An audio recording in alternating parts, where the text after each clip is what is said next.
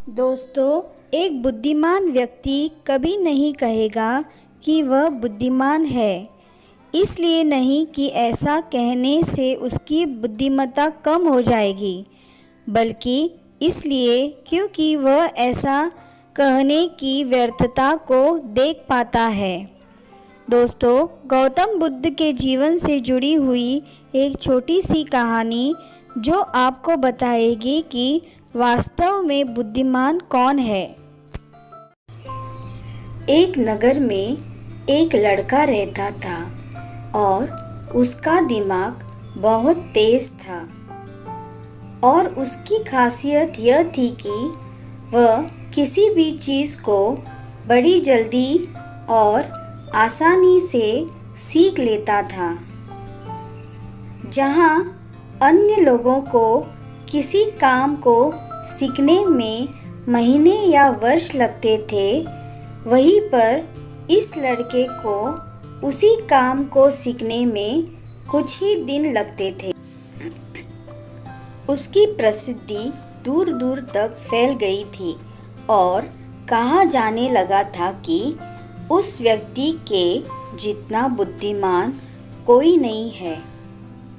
परंतु वह व्यक्ति तो जानता था कि वह भीतर से क्या है।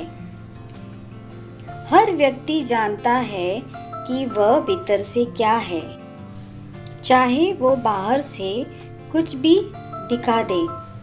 वह व्यक्ति भी भीतर से तो परेशानी था, परंतु वह अपने अहंकार से अपने परेशानियों को छुपाना जानता था। दोस्तों, ज़्यादातर लोग ऐसे ही करते हैं और शो ऑफ इसका नाम है। वह व्यक्ति अपनी प्रसिद्धि को और बढ़ाने के लिए तरह तरह के काम सीख रहा था। वह चित्रकारी करना जानता था, वह मूर्तियाँ बना सकता था और वह गीत गा सकता था और वो दुनिया जहाँ का हर वो काम सीख चुका था जो उसने अब तक देखे हुए थे। इसलिए उसे अपनी बुद्धिमत्ता पर अहंकार था, क्योंकि कोई भी साधारण आदमी एक काम कर सकता है या 2 काम कर सकता है या ज़्यादा से ज़्यादा 3 काम को कर सकता है, परंतु वह तो सैकड़ों काम को कर सकता था और बहुत अच्छे से कर सकता था। इसलिए उसे अपनी बुद्धिमत्ता पर अहंकार था। वह इस बात को अंदर ही अंदर मान चुका था कि उसके जितना बुद्धिमान इस दुनिया में कोई भी नहीं है। फिर एक दिन उसका सामना गौतम बुद्ध से होता है। उसे पहली बार एक ऐसा व्यक्ति दिखता है जिससे उसे ईर्ष्या होती है। अब तक उसने ऐसे लोग देखे हुए थे जो उससे ईर्ष्या करते हैं, और जहाँ ईर्ष्या होती है वहाँ तुलना का होना निश्चित है। वह व्यक्ति अपनी तुलना गौतम बुद्ध के साथ करना शुरू कर देता है। वह देखता है कि बुद्ध के पास तो एक भिक्षा का कटोरा है, लेकिन मेरे पास धन की कोई भी कमी नहीं है। बुद्ध के वस्त्र तो साधारण से थे, परंतु मेरे वस्त्र बहुत कीमती है। बुद्ध तो ज़मीन पर नंगे पैर चलते हैं, परंतु मैं नंगे पैर नहीं चलता। इस तरह से वो आदमी सैकड़ों चीज़ों से अपनी तुलना गौतम बुद्ध के साथ करने लगता है, परंतु हर तुलना के बाद भी वह पाता है कि उसकी ईर्ष्या बुद्ध के प्रति 1% भी कम नहीं होती। वह व्यक्ति मन ही मन सोचता है कि मैं इस भिक्षु से अपनी तुलना क्यों कर रहा हूँ, जबकि मेरा जीवन इससे 100 गुना बेहतर है।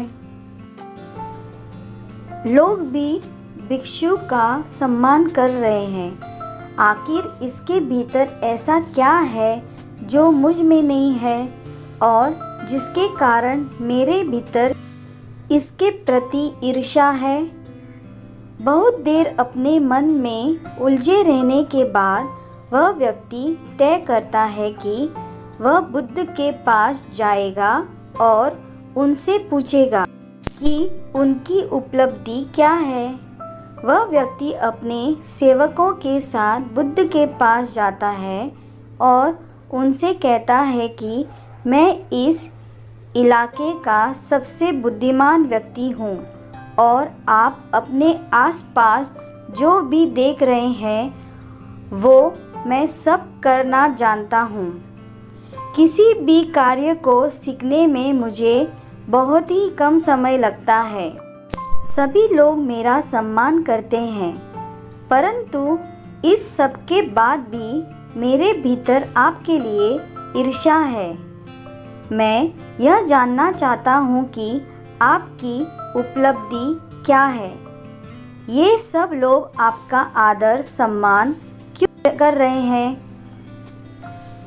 उनके बाद बुद्ध कहते हैं कि वैसे तो मेरी कोई उपलब्धि नहीं है, परंतु तुम कह सकते हो कि मेरी एक उपलब्धि है।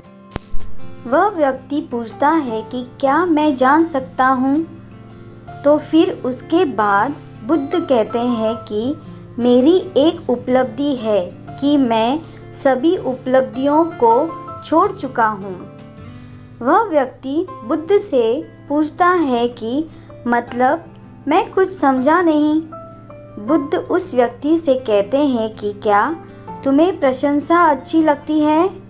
वह व्यक्ति कहता है कि प्रशंसा तो सभी को अच्छी लगती है। उसके बाद बुद्ध कहते हैं कि क्या तुम्हें निंदा अच्छी लगती है? तो वह व्यक्ति कहता है कि भला इस दुनिया में कौन है जिसे अपनी निंदा अच्छी लगे? उसके बाद बुद्ध कहते हैं कि जो तुम्हें अच्छा लगता है और जो तुम्हें बुरा लगता है, मैं इन दोनों से भी ऊपर उठ चुका हूँ। ना मुझे निंदा सताती है और ना ही मुझे अपनी प्रशंसा पसंद करती है। बस यही अंतर है तुम में और मुझ में। और उसके बाद वह व्यक्ति बुद्ध से कहता है कि परंतु यह कैसे संभव है? बुद्ध मुस्कुराते हैं और उस व्यक्ति से कहते हैं कि तुमने सैकड़ों काम सीखे, लेकिन एक सबसे ज़रूरी काम को तुम सीखना भूल गए। वह व्यक्ति बुद्ध से पूछता है कि कौन सा काम बुद्ध जी? बुद्ध कहते हैं कि अपने मन को नियंत्रण करना। क्या तुम्हें आता है?